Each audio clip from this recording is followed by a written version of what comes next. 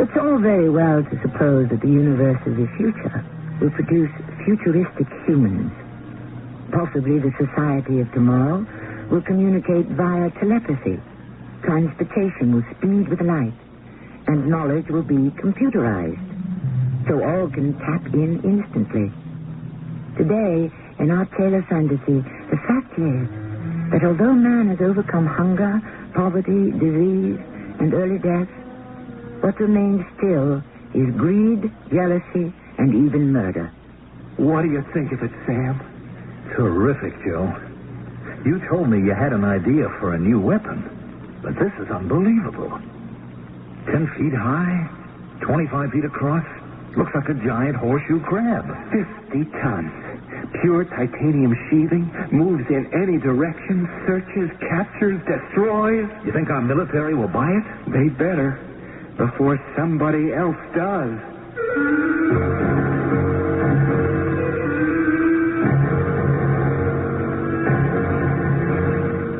Our mystery drama, Killer Crab, was written especially for the Mystery Theater by James Agate, Jr. and stars Russell Horton. I shall return shortly with Act 1.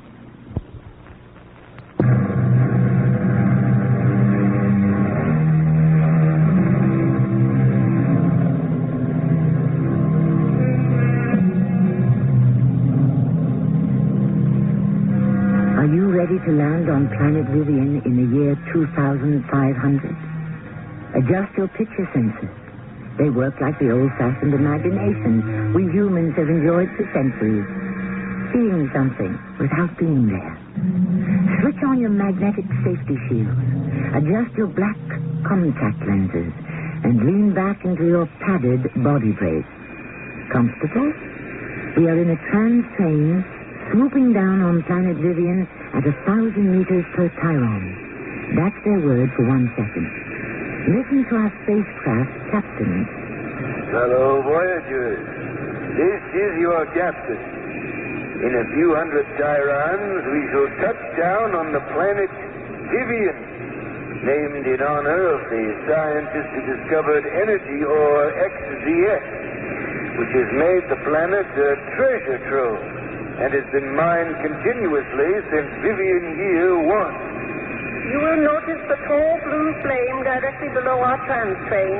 That flame is in honor of the year Vivian 50, which we are celebrating, by Earth reckoning AD 2500. A word of warning to those passengers who boarded us on planet Osiris. Those red flashes you're getting right now on your picture sensors, you are visualizing our mining operations, always conducted during the planet's dark period. Earth people call it night. Similarly, they say day when we say our light period. The extreme heat of the light period makes mining impossible, so get used to the red sparks. They'll always be with you. A happy welcome to planet Vivian.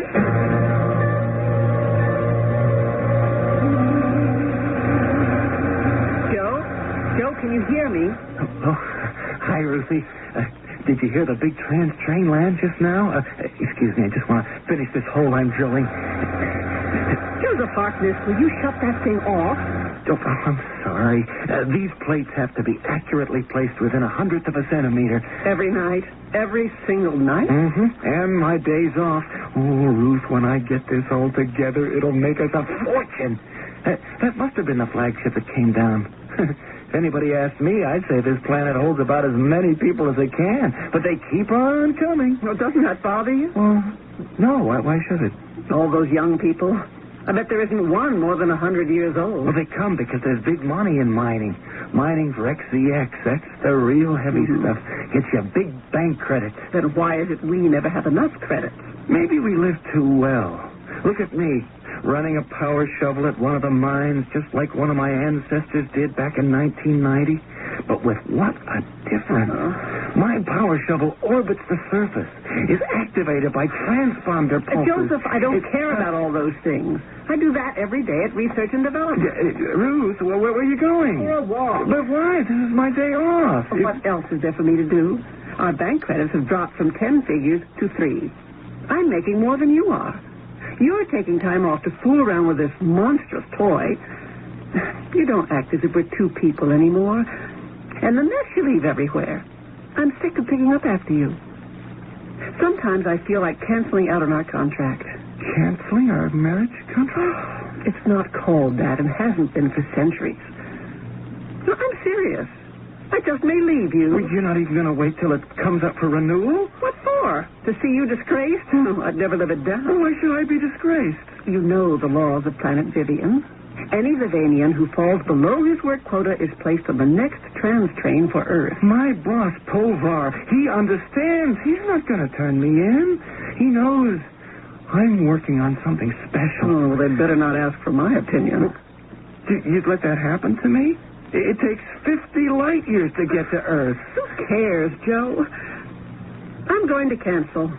You're slowing up. That's why our bank credits are down. Ruthie, we're not that badly off. You want to see for yourself? I'll show you. Now, look at that screen. Aren't you ashamed? They have no right screening our bank balance. In this society, everybody knows everybody else's business. You'll see. When the government lays out 1 million bank credits for what I've created, you are going to sing a different tune. This 10-foot-high metal mountain of garbage. Well, to you, maybe, because you're not interested enough to find out. You just leave me alone, Ruthie. I am seeing this through. Ruth? Well, Hubby walked right out on me. Look. Yes, who is it? It's me, Sam. Don't you recognize my face, Joe? The phone screen's gone on the blink again. What's the matter, old buddy? You don't sound like my old partner on a power shovel. Oh, I had an argument with Ruth, that's all. Hey, listen, I got something to show you, Sam. Come on over. I'm on my way, old buddy. Well, Sam, what do you think of it? Terrific, Joe. You told me you had an idea for new weaponry. I thought it was a ray gun, something like that. But this... Well, it's gigantic. How did you know how to build it? Well, first, I made this miniature. It's like a toy. This little metal horseshoe crab? It has everything the 10-foot-high model has, but size. And I took this out into the hills and let it loose. Sam, it obeys my voice command. I said, bring me a snake. It brought me a cobra, dead. I said, go get me a vulture. It shot right up in the air, this little baby, and brought one down and 2 Tyrons flat. And from the little model, you built this monster. It must weigh 10 tons. 50 tons. Pure titanium sheathing. Completely Zeta-powered. It can hunt, it can track, it can kill, not only on the surface of this planet, but on any other planet. It's terrific. You think the government will buy it? Well, wouldn't they be stupid if they didn't? Sure looks like a big crab. Yeah, that's what I'm calling it. Joe's killer crab. I'd like to see it in action. Well, that's the next thing I have to arrange. I thought I'd talk to Povar. He's got connections. I want a military test. Well, are you ready for it? Any day now. Are you sure? I mean, the All-Power Council doesn't accept failures. Well, I know that. Our planet Vivian is dedicated to success. If you fail, you're out. Well, that's what worries me. Where am I going to find another partner in the power shovel like you? Listen, maybe I can promote something. My uncle Obadiah is in the weaponry procurement office. Oh, yeah? Now, as soon as you're ready, I'll talk to him, and he'll have a look at this, I promise you. It always helps to know someone on the inside. You're Joseph Harkness. I'm happy to see you. And you're Sam's Uncle Obadiah. Yes. I'm glad to be here. Hey, they're really giving you a great office. Well, I don't know if Sam told you, but I'm not very high on the command mainframe. Still, who knows? If you've got something good, could help the both of us. I'm glad you could take the time, Obadiah. Now, I've read your report on this KC machine, and if it can perform as you indicate, I think you do have something. Well, I figured there is a need. I agree with you. Our defense fleet is pitiful. But if my KCs could be mass-produced and you sent one out against each blip on the warning screens, well, the enemy wouldn't know what hit them. Let me ask you, Joe. How did a man who operates one of our Zeta-powered mining shovels come up with this weapon? Well, it's simple. The principle of my war machine is dredge, leverage, fulcrum, and centroidal force. Mechanical elements in use every single day right on this planet. One only has to think these elements through and let them interact, combine them. Properly combined, that's the answer. I see you've done your research. Now, when can we see a working model, a prototype? I've got one. 10 feet high, 25 in diameter. I got it in my hangar. But I want to run some tests. Now, as soon as I do, I'll present it. Please do. Now, by the by, there's an ancient Celtic tribe. On Earth, they were known as Irish. Is it an Irish name that you've used for your search and destroy machine? Casey? Oh, no. It's not KCCASEY. It's the letters K and C. Ah, what do they stand for? Killer crab. KC. Yeah, the original model resembled a horseshoe crab. I see, yes. Moves in all directions, like a crab. We'd have to. You get it to do that, and the government will reward you for life. That's what I'm hoping for. Some pretty big bank credit. More than you could spend in 3 lifetimes, Joseph.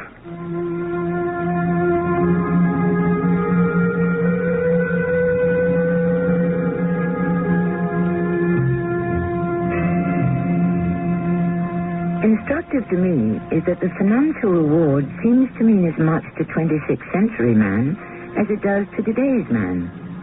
Interesting also is the push for better military to obtain a better peace. I myself would have hoped that people like Joe and Ruth would be devoting energies to a happier mankind.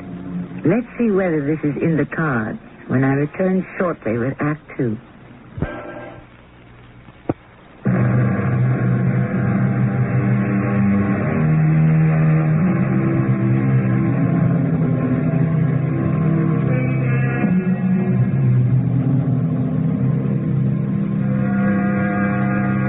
It is not stretching our imagination too far to assume that by the year 2500, man will live longer, be housed better, travel faster, and be healthier. Nevertheless, on this planet Vivian, there is still greed, vanity, and selfishness.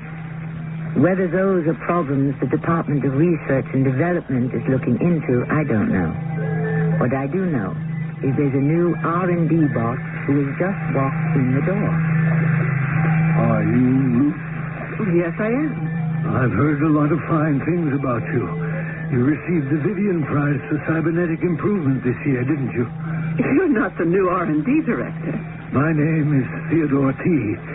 I've just arrived from Osiris. You are the new director. We were told you were coming. They expect great things from your alpha cells. Increased perception is my field. Pleasure to meet you. How old are you, Theodore? 70. You don't look it. I'll accept that as a compliment. I also specialize in human longevity, so I'm my own guinea pig. When I saw you walk through the arch, I thought, who is this boy who's come to run research and development? I knew it had to be you. You'll get over my age, Ruth. People do. Actually, my Earth age would be closer to 400 years. But my cells are those of someone between 50 and 70 years old. So I've got a long life ahead of me. How old are you, Ruth? A woman, even living in the 26th century, does not tell her age. I'm sorry. What have you been working on? I thought somatology needed looking into. So I've set up some somatizing projects. We might join forces, since it could be allied to longevity. It's all keyed into the emotional state. Come to think of it, I've got just the subject to study. A human subject? My husband. He's a walking, talking, non-adaptive male. Theodore, I'm extremely happy you're here. I have a feeling our working together is really going to produce something. That's the purpose of research and development, isn't it? It's possible if you and I put our heads together. We might make Vivian the brightest star on the galactic plane. And who would be in charge? Why, we would. You and I.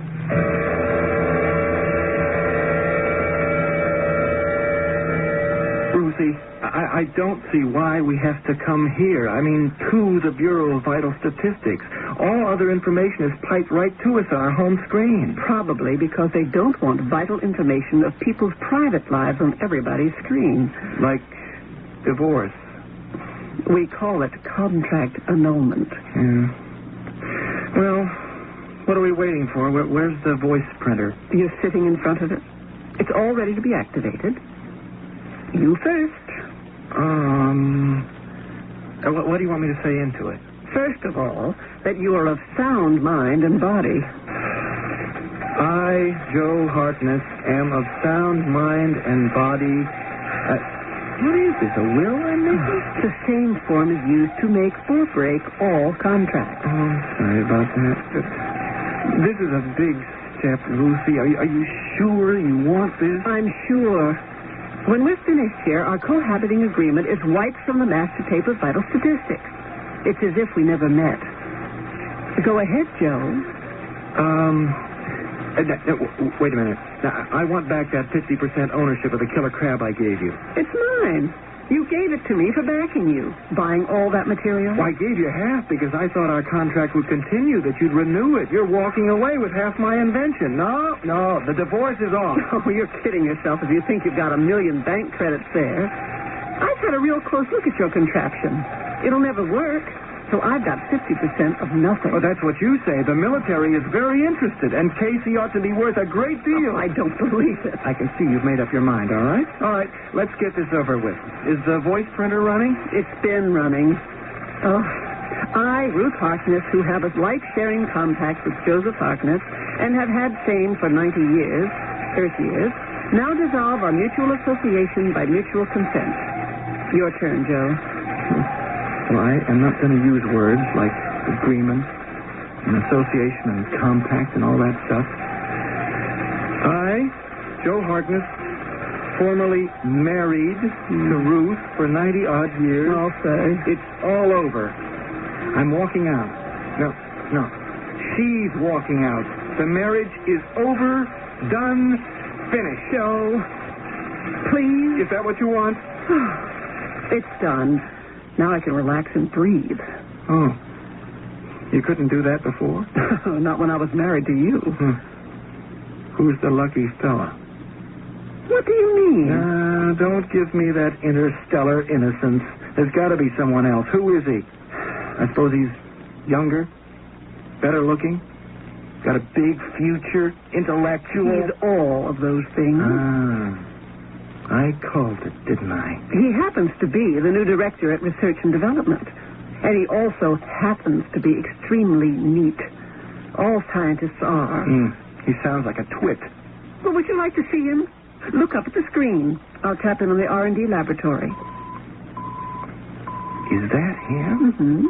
The tall blonde guy in the white outfit pulling at his nose? He always does that when he's solving a problem. Turn it off. So, that's your future husband.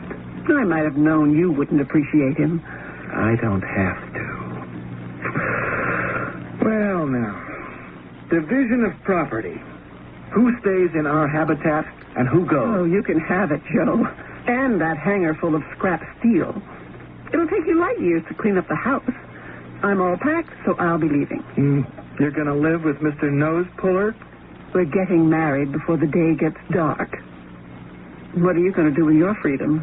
I guess I'll be sensible for once. How are you going to do that? Sam and I will take a few days off and fish. I'll think twice before getting married again. And, Ruthie, I advise you to do the same.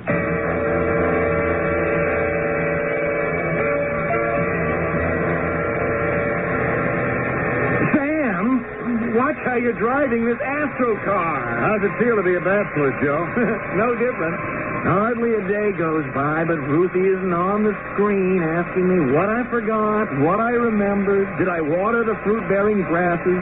I say to her, why didn't you take them with you? The fruit's sour anyway. Good for you, she says. Oh, Sam, she is such a pain. But I still love her. Hey! Watch where you're driving. I want to get to the Q mine all in one piece. Sorry, I didn't see the crater. So Ruth got mated by compact to that Theodore guy, did she? Mated by compact. Don't give me that Planet Vivian lingo. She got married. That's what she did. I hope she's happy. No, I don't. Turn off here. Yeah, and head for the first digger, the big red one. We've used it before. You know, I saw a picture of one of those early manned space flights back in 1969. The Eagle. Oh, yeah. The Eagle has landed on the Earth's moon. You know what? That Eagle with its tubular legs and that one little ladder and the scoops to dig up ore samples. Look at our big red power shovel. It's the same thing, only bigger. I say to myself, in 6 centuries, they haven't come up with a better design. Sam, stop the Astromobile. We can walk it from here. Maybe 10 times bigger, but it looks just the same. I hope the mechanics have done a decent job of servicing.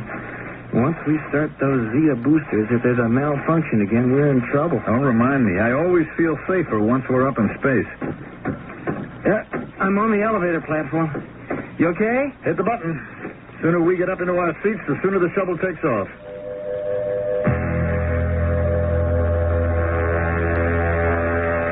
I'll take forward position this time, Joe. You take backup. I can't say service did a great job cleaning up. You all set? Let's take off. Where to this time? Povar told us to spend the entire dark period at the Q mine. We dig from the forward suspension position, maintaining free flow over the area, transferring the ore from the mine surface to the drag train behind us. Like we always do. Yes, Sam. Like we always do. Okay, ready? Power on. Power on. Thrust at 70 degrees. 70 degrees, fine. Take off for orbit at 2,000 meters over planet surface. Take off for orbit. What is Vivian's name is that? Explosion in the oxygen containers. They're losing power. No power. Joe, this is it. We'll drift off into space like milkweed. Do something, Joe. We'll be wandering around in space, frozen corpses, in orbit forever. Touch off every retro rocket on the panel. I'll make sure we haven't sprung a leak somewhere. Sam, move!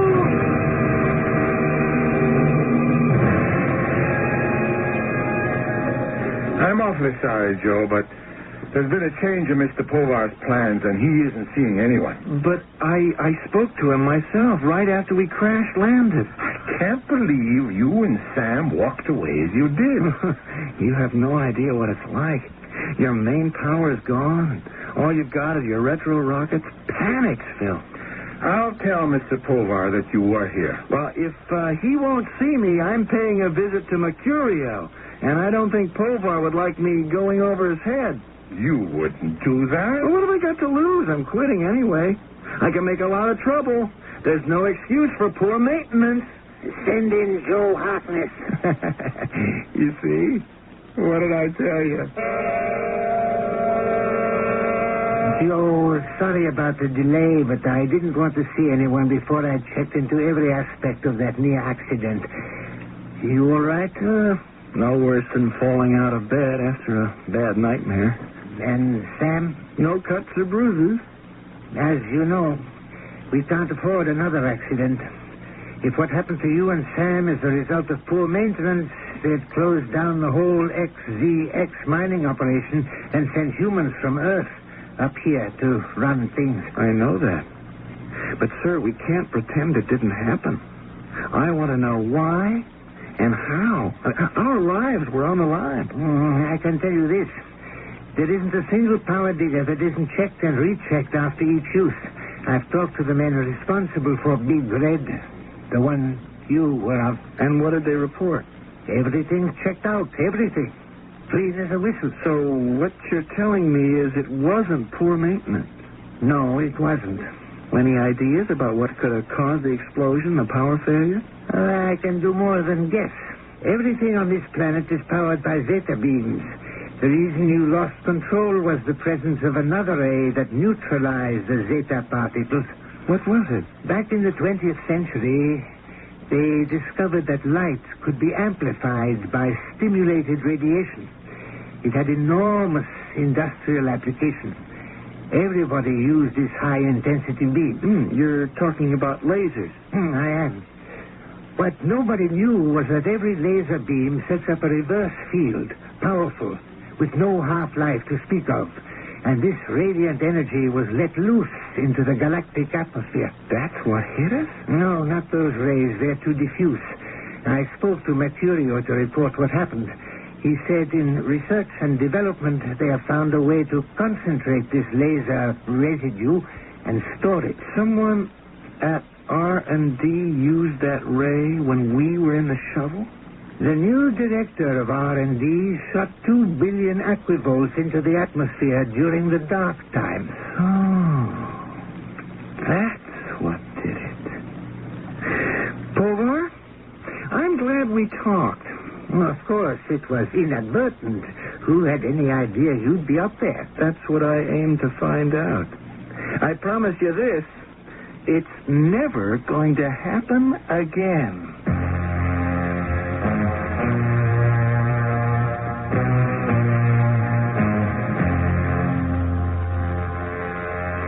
I think we know more than Joe does. 2 men and 1 woman.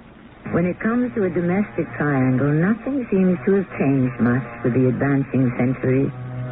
Unquestionably, life on the planet Vivian is quite different from life here on planet Earth. But isn't it strange how much of it is the same? I shall return shortly with Act 3.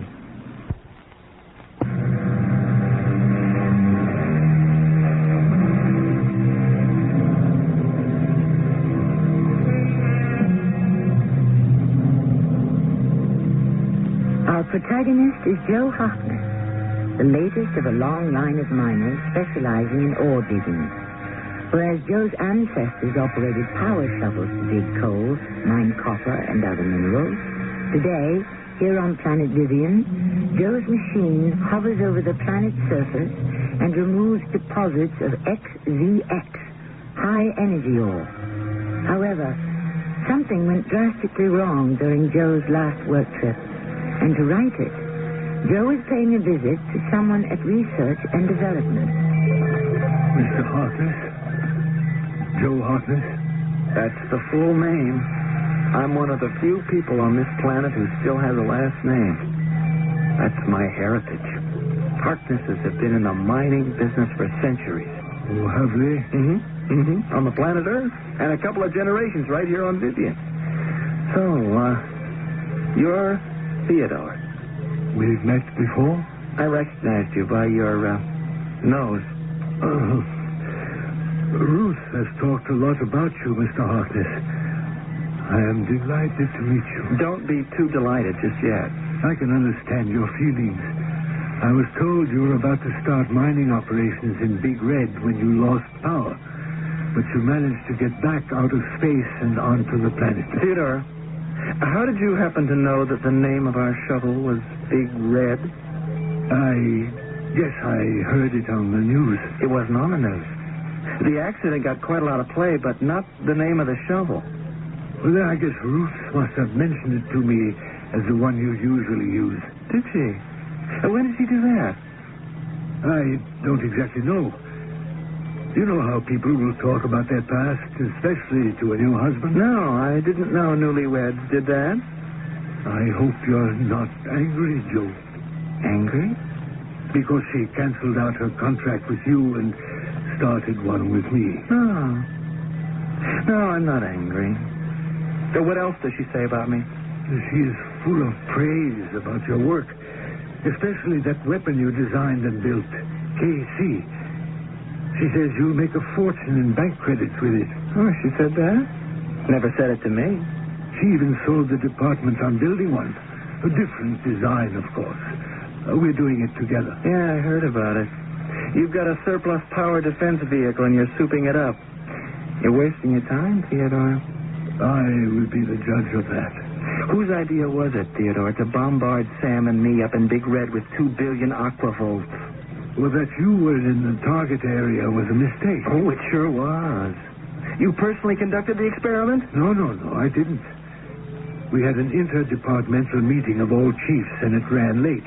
So I placed the experiment in your ex-wife's very capable hands. I felt her capabilities trying to maneuver to safety when the power died on us. We don't know what made you lose power. You don't? I do. And I'll tell you what else I know. Suddenly your new wife believes there's a fortune in my killer crab. She knows the military is interested, and if I'm out of her way, her 50% becomes 100%. So you tell Ruth, I'm on to her shenanigans. If you guys want to play at murder, I'm happy to take you on.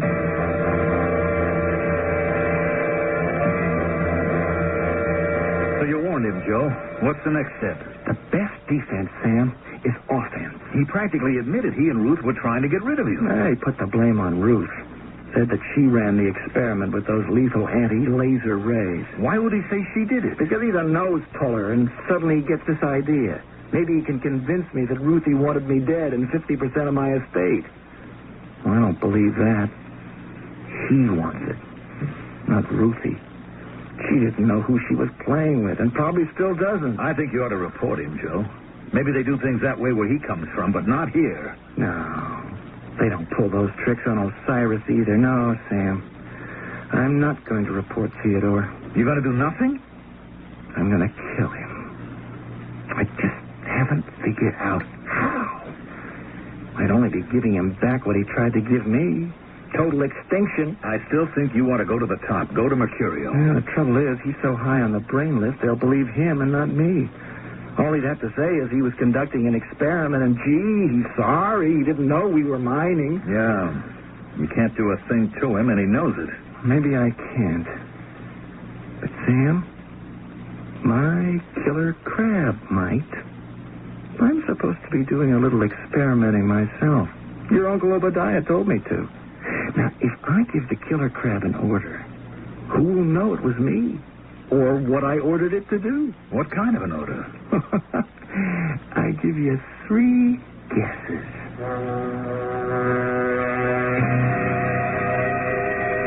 Joe, I'm scared. It won't attack me. No, there's nothing to be afraid of. Now, when I turn on the lights in the hangar, all you'll see is a 10-foot-high horseshoe crab with the tentacles of a spider crab tucked under its armored shell. Does it speak? It speaks a language of its own. It acknowledges an order, and it gives information. Will it be able to hear me? KC hears everyone and everything. And it can analyze the intentions of the voice by its sound. But it will only move and act upon hearing my voice. Now, let's turn the lights on. Wow. It is beautiful. Joe, what a job you've done. That's the nicest thing you could have said. Casey, did you hear what my friend Sam said about you? Yes, I heard that. You understand, Casey? Sam is our friend. No harm is to come to him. Now, I will feed you the information you will need to seek out and destroy our enemy. This enemy is a human who tried to kill us. Understand? I understand. The name of our enemy is Theodore. He is the director of the government's Research and Development Department. Your first order is to find Theodore, make a survey of where he is, then report to my receiver here in the hangar the location of said enemy, his activity, and his intentions. What does he look like? Did he say something, Joe? What did he say? He asked, what does he look like? I hold this likeness in front of your scanner. Notice, blonde hair, blue eyes, 2 meters in height, blonde growth of hair above mouth. Got that? Joe, is this right, what you're doing? I haven't done anything yet. We're merely sending Casey out to make a preliminary survey. Now, Casey, you may have to remain at some distance so that you're not visible. Travel only at dark time. I shall be waiting for your Omicron signal. You know the impulse.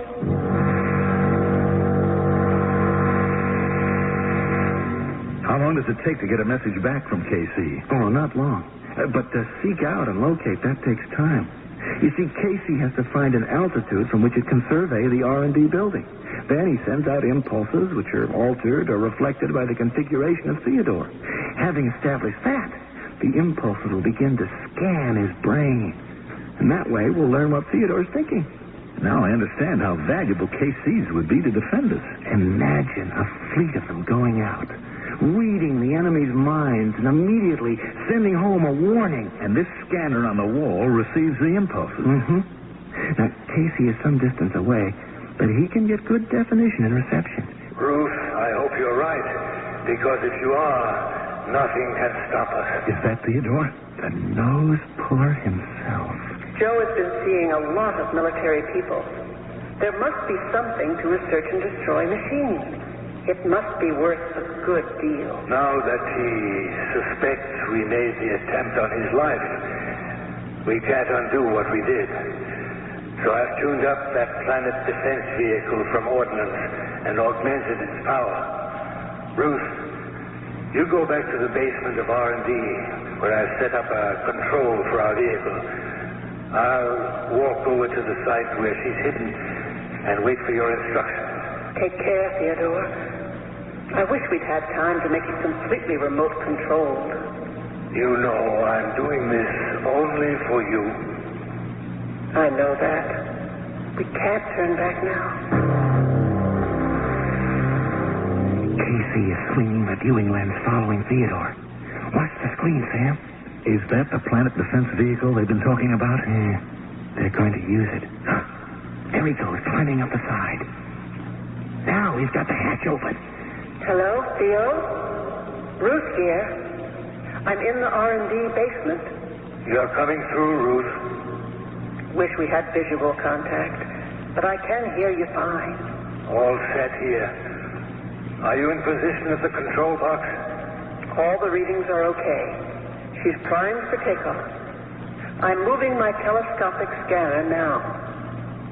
Theo, I think I've located Joe's KC. It's on the other side of Star Hill behind a heavy rock outcropping. Think you can guide me to it? I know I can. Good. Give me full power.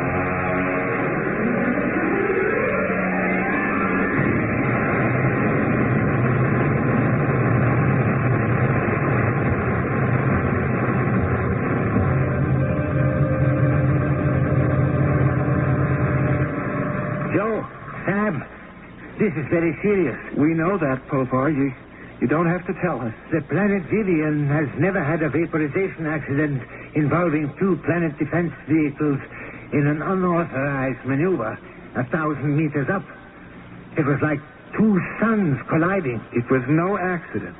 Two vehicles destroyed each other and vaporized. The worst catastrophe since the Earth's sun blew up. And you say no accident? Do you remember when Sam and I were almost killed in Big Red? You told me our power was neutralized by rays coming from research and development. I never did get anyone to admit it in so many words. I did. My ex-wife and her husband were behind it. What's that got to do with the explosion in space? That was caused by a planet defense vehicle out to get Joe. I don't understand. Joe has developed a search and destroy machine. Much more efficient. And they tried to ram it out of the sky. Space procurement knows all about it. My Uncle Obadiah in weaponry acquisition, he's given Joe the go-ahead. Obadiah. That name's familiar. I've submitted blueprints and schematics to him, and he thinks he can persuade the military to build a fleet of these machines. So we've had to go do some field tests. Field tests, of course. Then it's all right. That explains everything. Vaporization, the exploding suns. Oh, I'm so relieved. Okay, guys, you can go. I'll get Obadiah on the monitor right now.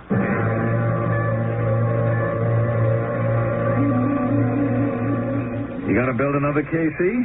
I was thinking about it.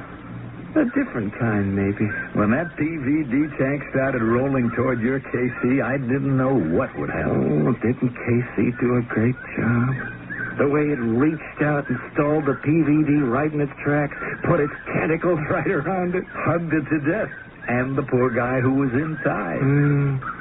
The only thing I hadn't anticipated was when it took off, it created so much fission, both the machines were vaporized. If I build a KC, the second, I'll have to use a metal that resists that. I don't know if I can. Joe, anyone who can protect himself against Ruth can do almost anything. Are you saying that just because you see her walking this way? Joseph, I am so proud of you. Hello, Sam. Hello, Ruth. How's everything at R&D? Oh, I got fired. Oh, that's too bad. Joe, I don't know how to say this, but my husband, Theodore, was... I'm a widow now. Oh, that's terrible. What bad luck. Would you mind, Sam, to let Joe and me walk together, alone? Sam doesn't have to mind, because you and I aren't going anywhere, Ruth. Oh, and by the way, that 50% of the killer crab that you own, it's not worth anything. But aren't you going to build another one? It worked magnificently. I'll help. No, I'm not building another killer anything. I saw it at work like we all did. And Ruth, I don't want any part of that. The next one I build won't contain a single destructive element. Instead of search and destroy, I'll make it a search and improve weapon. A machine that'll look for trouble spots, change the course of a river, improve the climate. I'm just guessing. There's lots to be done. Help make Vivian a model planet of a whole galaxy to admire.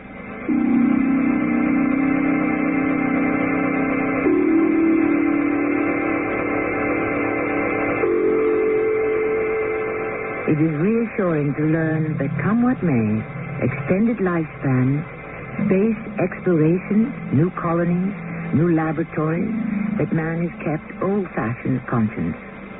It could happen tomorrow. Wouldn't it be great if it happened today? I shall return shortly.